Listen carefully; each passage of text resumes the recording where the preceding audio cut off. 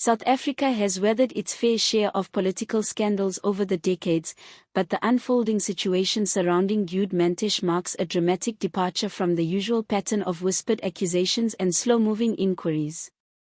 This time, the consequences have arrived in a tangible and unavoidable way. Mantashe, the long-serving Minister of Mineral Resources and Energy and a powerful figure in the African National Congress, has reportedly been arrested in a foreign country under grave allegations of corruption, money laundering, and the abuse of state resources. According to sources abroad, the arrest was executed discreetly but decisively by an international task force working closely with global financial crime investigators. This explosive development follows years of allegations and increasing evidence tied to suspicious tenders, offshore bank accounts, and opaque energy deals that have long raised concern among watchdogs and rival politicians. While South African authorities have not yet provided full confirmation, insiders suggest that the arrest has been anticipated for some time and that Mantashe's name has quietly circulated on international watch lists for years. In the wake of the arrest, shockwaves have rippled through the ANC's upper ranks, creating a tense atmosphere of confusion, fear, and frantic strategizing.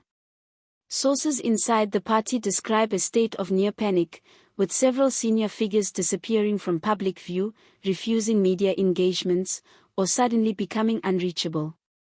Rumors are circulating that some high-ranking ANC members have scrambled to book last-minute international flights, purge their email accounts, and sever ties with associates who were once considered trusted allies.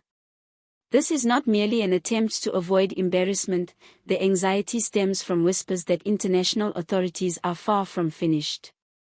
Many believe that Mantashe's arrest is only the beginning of a much larger operation that could expose a network of political figures who have benefited from similar schemes. Analysts are already calling this the beginning of an unprecedented political purge, one that could radically reshape the ANC's hierarchy and potentially alter the party's future direction.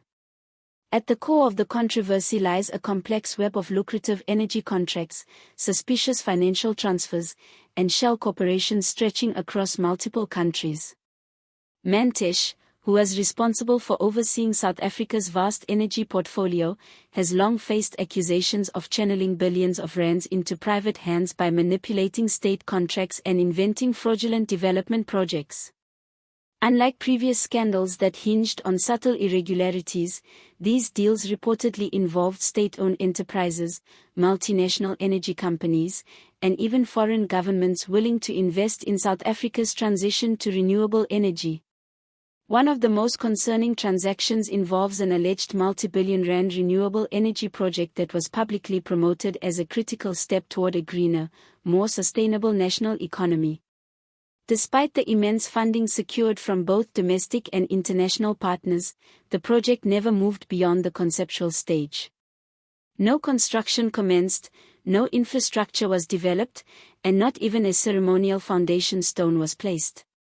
Investigators now believe that the project, along with several others, served as a sophisticated front for laundering money through a series of shell companies registered across multiple jurisdictions.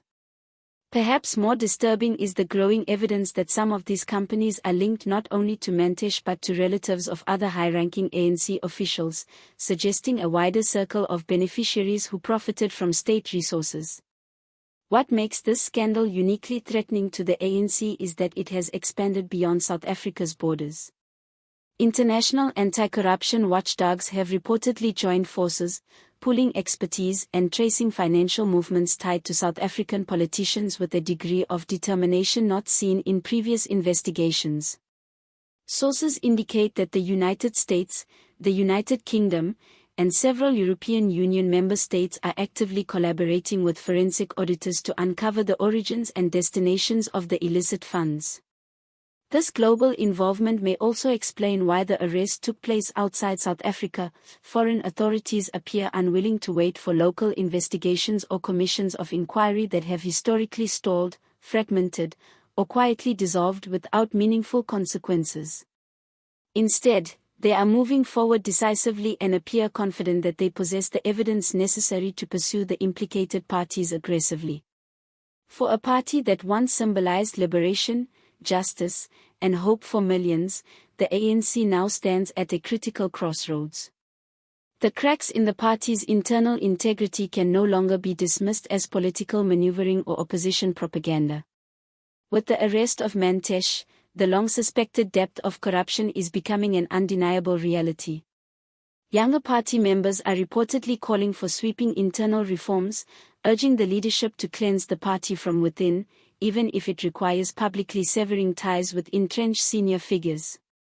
Some believe that the party may need to split entirely to salvage what remains of its moral authority. Yet others argue that such efforts may already be too late.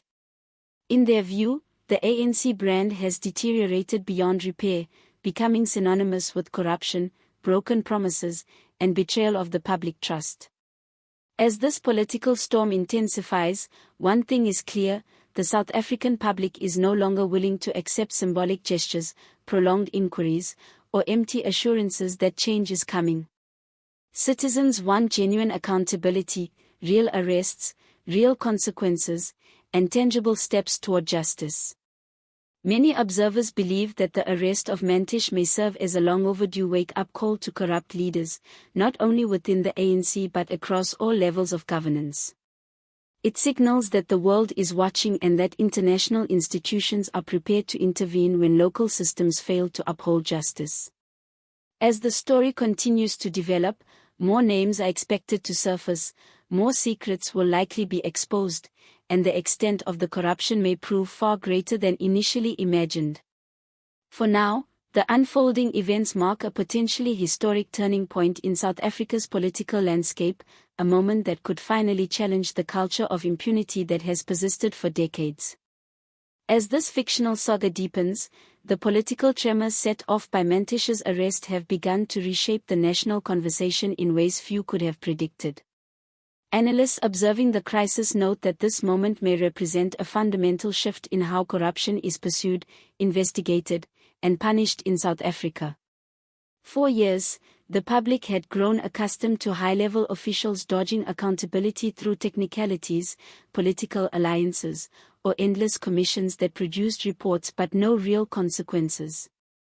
But the international intervention, swift, coordinated, and unyielding, has shattered the old assumptions that political power could shield anyone indefinitely. In this imagined scenario, the ANC leadership is undergoing frantic internal negotiations, attempting to contain the fallout before more damaging revelations surface. Some senior figures are pushing for a unified response, insisting that the party must publicly distance itself from Mantashe and anyone connected to the alleged schemes, even if it means sacrificing long-standing allies. Others, however, argue that rapid action could provoke even more panic, triggering mass resignations or further investigations that might expose deeper, decades-long networks of misconduct. Meanwhile, ordinary South Africans, long frustrated by corruption that directly affected service delivery, energy stability, and economic opportunity, are responding with a mixture of vindication and cautious optimism. Street conversations, radio phone-ins, and social media are filled with citizens debating the significance of this moment. Many believe that if an influential figure like Mantashe can be held accountable beyond South Africa's borders, then perhaps the long era of untouchables within political leadership is nearing its end. Civil society groups and anti-corruption activists are seizing the opportunity to renew calls for systemic reform, demanding everything from strengthened financial oversight to independent vetting of public officials. Within the fictionalized ANC setting, younger members, those who were children during the country's democratic transition, are increasingly vocal. They argue that the party's survival depends on a generational shift that prioritizes transparency, ethical leadership, and a return to the foundational principles that once earned the ANC widespread admiration. Their voices are beginning to resonate not only within internal forums but also among the general public, who are eager for signs of genuine renewal. Yet despite the rising hope, uncertainty still clouds the horizon. If international investigators continue to unravel the financial networks tied to this scandal, more arrests could follow, possibly reaching into sectors far beyond politics. The unfolding situation may force South Africa to confront uncomfortable truths about how deeply corruption has infiltrated state institutions. Whether this fictional turning point becomes the beginning of meaningful change or merely another chapter in a long struggle will depend on what happens next, inside the courts, inside the party, and most importantly, inside the hearts of a public determined to reclaim the integrity of their democracy.